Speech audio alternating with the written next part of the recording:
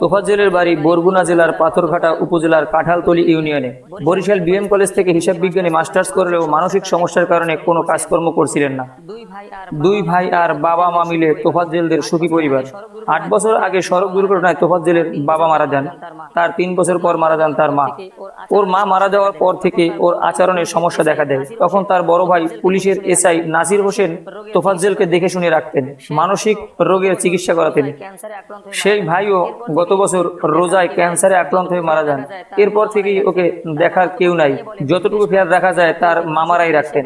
তার মামাতো বোন তানিয়া বলেন, বেশ কয়েকবার তোফাজ্জলকে মানসিক চিকিৎসা কেন্দ্রে নেওয়ার চেষ্টা করলেও তাকে ধরে বেঁধে কোথাও নেওয়া যায় না। সবশেষে তাকে যেদিন পাবনার মানসিক চিকিৎসা কেন্দ্রে নেওয়ার কথা ছিল, সেদিন সকালে শিকল ভেঙে পালিয়ে যান তিনি। এরপর ঢাকায় এসে এখানে ওখানে থাকতেন। ঢাকা বিশ্ববিদ্যালয় এলাকাতেই বেশি ঘুরে বেড়াতেন। 18 সেপ্টেম্বর বুধবার রাতে কোনো এক পর্যায়ে চলে যান ফজলুল হক হলে। মোবাইল ফোন চুরির কারণে হলের বেশ কয়েকজন ছাত্র উত্তেজিত ছিলেন। তাকে দেখে জেরা করতে থাকেন।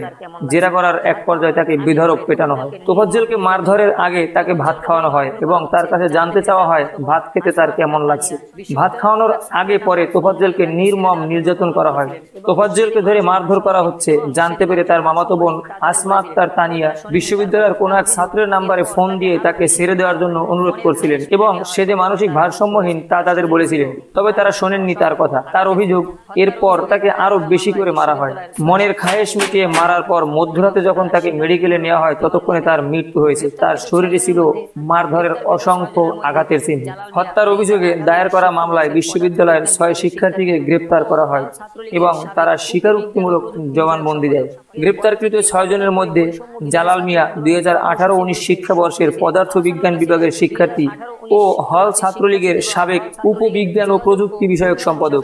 কোটা সংস্কার আন্দোলন চলাকালে তিনি ছাত্রলীগের পদ থেকে পদত্যাগ করে বৈষম্য বিরোধী ছাত্র আন্দোলনের কর্মসূচিগুলোতে সক্রিয় ছিলেন। আহসানুল্লাহ ছিলেন 2018-19 শিক্ষাবর্ষের শিক্ষার্থী এবং হল ছাত্রলীগের যোগাযোগ ও উন্নয়ন বিষয়ক সম্পাদক। আল হোসাইন সাজ্জাদ ভূগোল ও পরিবেশ বিভাগের 2020-21 শিক্ষাবর্ষের আর্থ অ্যান্ড এনভায়রনমেন্টাল সায়েন্সেস অনুষদ ছাত্রলীগের দপ্তর সম্পাদক ছিলেন। সুমন মিয়া বিশ্ববিদ্যালয়ের 2021-22 শিক্ষাবর্ষের মৃত্তিকা পানি ও পরিবেশ বিভাগের ছাত্র। মুত্তাকিন সাকিন শাহ বিশ্ববিদ্যালয়ের পুষ্টি ও খাদ্য বিজ্ঞান ইনস্টিটিউটের এবং ওয়াজিবুল আলম সমুদ্র বিজ্ঞান বিভাগের শিক্ষার্থী। এদিকে ঢাকা বিশ্ববিদ্যালয়ের জনসংযোগ দপ্তর থেকে এক বার্তায় বলা হয়েছে, তোফাজ্জলকে পিটিয়ে হত্যার ঘটনায় বিশ্ববিদ্যালয়ের তদন্ত কমিটি প্রতিবেদন দিয়েছে, যেখানে 8 শিক্ষার্থীর সংশ্লিষ্টতার প্রমাণ পাওয়ার কথা বলা হয়েছে। 8 জনের মধ্যে উদ্ভিদ বিজ্ঞান বিভাগের ফিরোজ কবির এবং পদার্থ বিজ্ঞান বিভাগের আব্দুস সামাদ এখনো গ্রেপ্তার হয়নি। বাংলাদেশ প্রশাসনের কাছে বিনীতভাবে অনুরোধ করব, যাতে এই সকল হত্যাকারীদের কঠিন থেকে কঠিনতম শাস্তি দেওয়া হয়। কারণ বর্তমান বাংলাদেশে কতিপয় কিছু লোক দেশকে অস্থিতিশীলতার দিকে ঠেলে দিচ্ছে এবং তারা সেটা ইচ্ছাকৃতভাবেই করছে। তাই আমি প্রশাসনের কাছে বিনীত অনুরোধ করব, যাতে এদের কঠিন থেকে কঠিনতম শাস্তির ব্যবস্থা করা হয়।